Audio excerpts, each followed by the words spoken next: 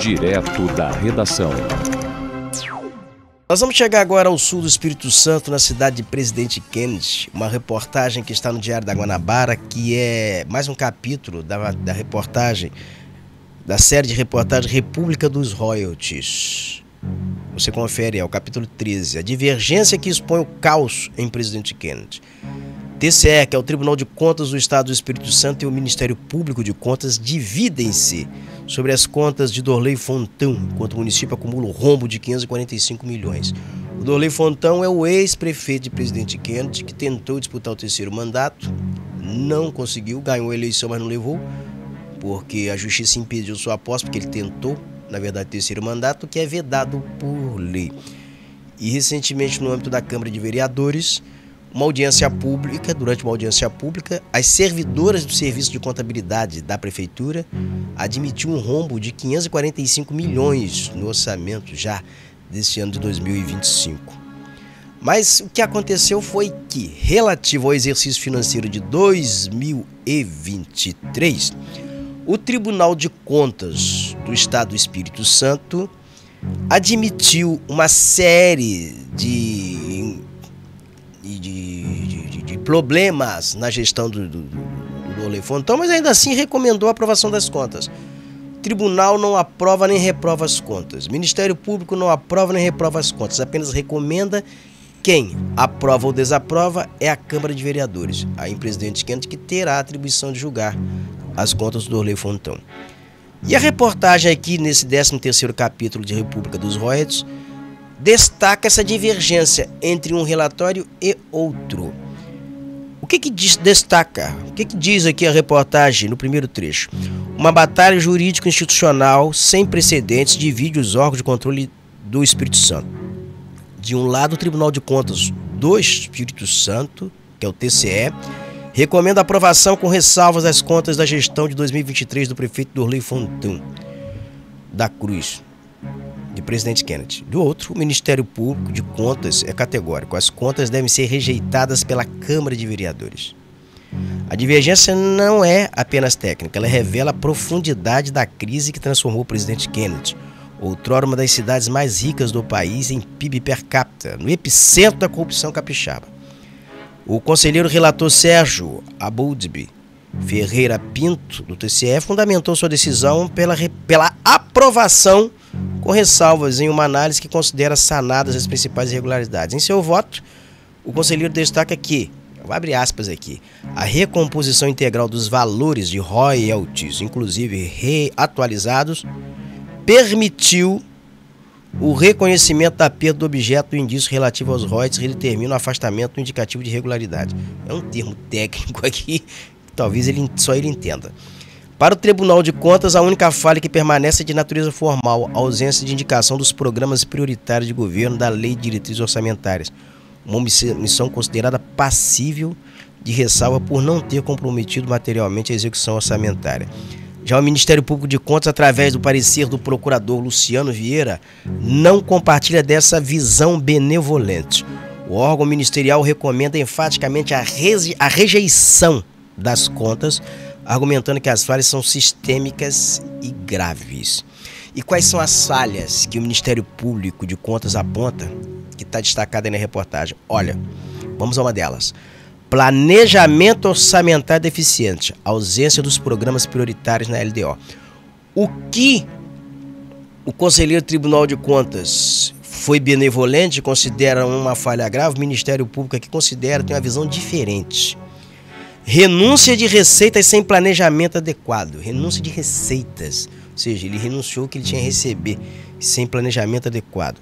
Descumprimento da Lei de Responsabilidade Fiscal, não elaboração do cronograma de desembolso. Falhas graves no controle patrimonial, ausência de conciliação física contábil. Risco iminente à sustentabilidade fiscal. O município extrapolou 95% do limite de despesas da Emenda Constitucional 109/2021. Meu Deus do céu! Extrapolou 95% dos limites das despesas da Emenda Constitucional 109/2021. Colapso na política pública de saúde. Nenhuma das 7 metas do programa Previne Brasil foi atingida em 2023. Irregularidade persistente com royalties. Recomposição ainda pendente de 15... Eu creio aqui que é valor de dinheiro. 15,395 milhões. Valor de referência do Tesouro Estadual. Caramba! E o Ministério Público do Estado do Espírito Santo diz que as falhas não são graves, são apenas ressalvas. O Ministério Público foi lá e desmontou tudo. O epicentro da corrupção capixaba, destaca aqui ainda a reportagem. O presidente Kennedy não chegou a esta situação por acaso.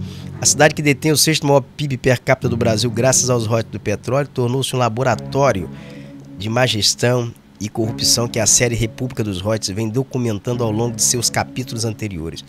O mais recente e alarmante dado revela que o rombo financeiro no município já atinge 545 milhões, conforme apresentado em audiência pública na Câmara de Vereadores no primeiro semestre de 2025. E os números são devastadores. Enquanto a receita arrecadada foi de 216,6 milhões, as despesas empenhadas explodiram para 761,7 milhões.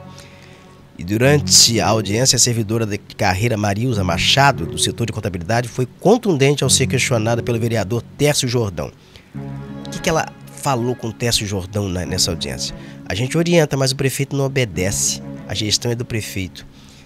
Fecha aspas aqui pelo que ela falou. Ela falou isso. E ela alertou que ela alertou também aqui, abre aspas, ela falando de novo. Já fizemos reunião com o prefeito, com os secretários, alertando a situação financeira do município.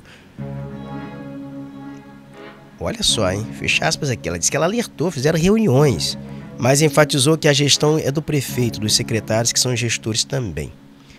E é um histórico ali de escândalos, porque a crise é apenas o capítulo mais recente de uma saga de corrupção que marca essa cidade há anos.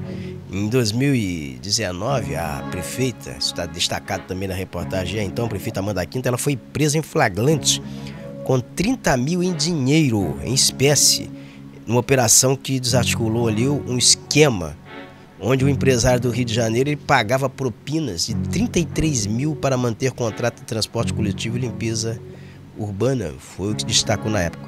Na época, o Dorley Fontão, que é o prefeito aí, que tentou o terceiro mandato, era o vice da Amanda, e com a Amanda afastada, ele assumiu o mandato. Ficou 1 ano e 9 meses, disputou a reeleição, ganhou a eleição e tentou o terceiro mandato, porque ele disse que o primeiro mandato foi curto demais, ele queria mais. Foi 1 ano e 9 meses, ele queria mais. Aí ele tentou o terceiro mandato. E agora, com a sua gestão sob o escrutínio do TCE e do Ministério Público de Contas, os 545 milhões em rombo financeiro representam a materialização, essa é a verdade, do que os especialistas consideram uma das maiores sangrias de dinheiro público já documentadas no Espírito Santo. O que as pessoas no Espírito Santo elas perguntam aqui é para onde foi o dinheiro da cidade, quem foi que lucrou com esse dinheiro. Porque dinheiro não voa, dinheiro não tem asa, dinheiro alguém leva, alguém lucrou muito com esse dinheiro. O dinheiro de presidente Kennedy financiou muitas coisas, mas não financiou qualidade de vida para a população que lá vive. E talvez a população demorou a enxergar isso. Agora que acabou o dinheiro, os serviços vão se depreciar, vão se deteriorar, elas vão enxergar. Porque venderam por muito pouco a fortuna que a cidade tinha. Entregaram. Foi festa, bater palminha, a emoção de eleição, como se estivesse em disputa de futebol, em troca de uma coisinha ou outra.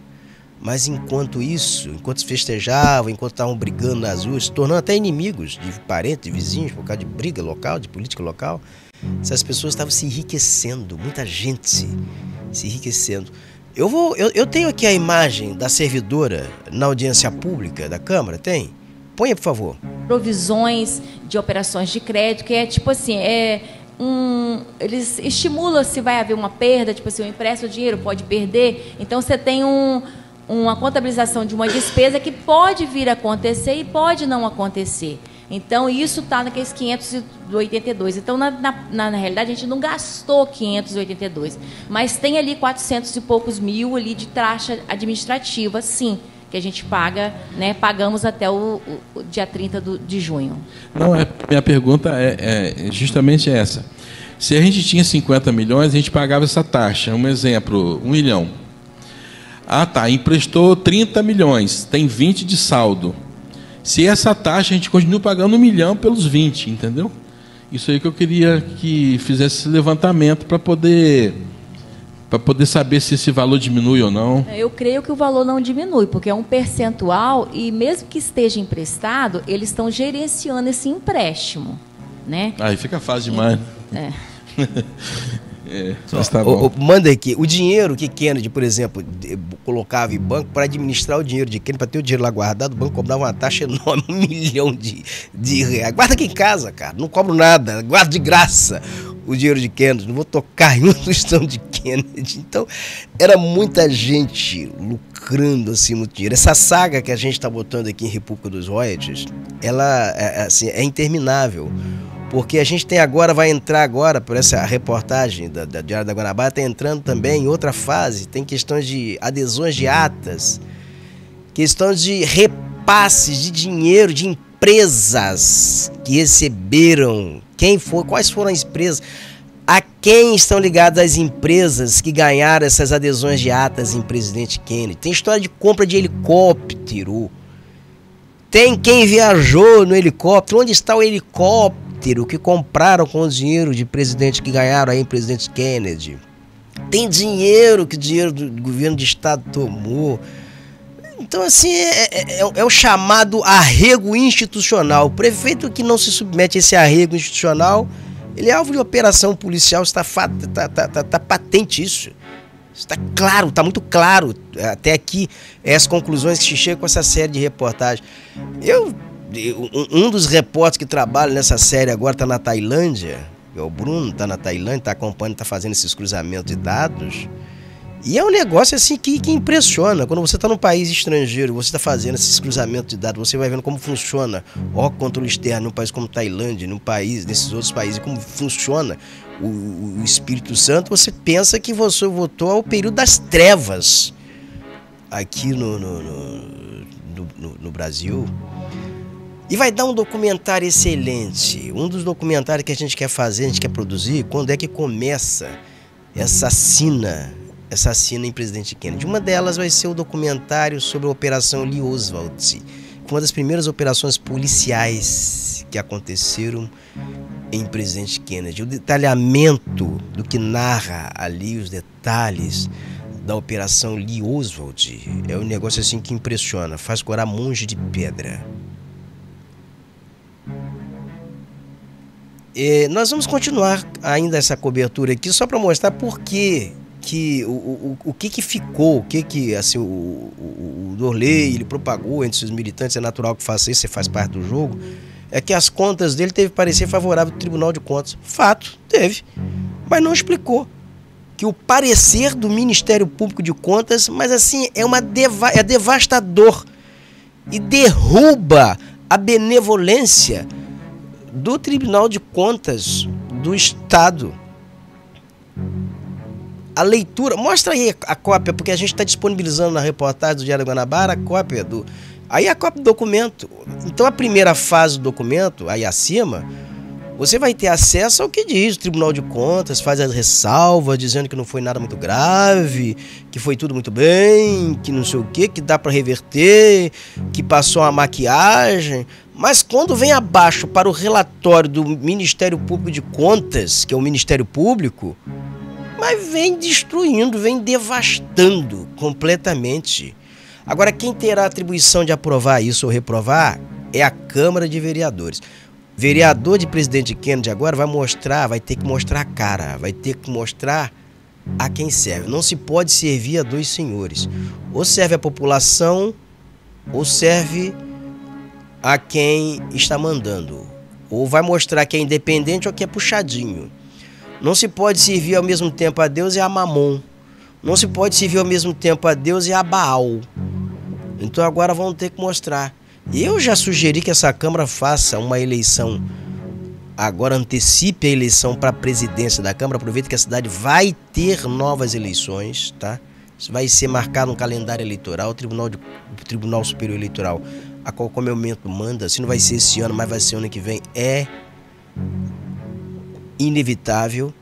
E que faça isso, passe a limpo logo, antecipe logo, eleja o novo presidente da Câmara de Vereadores.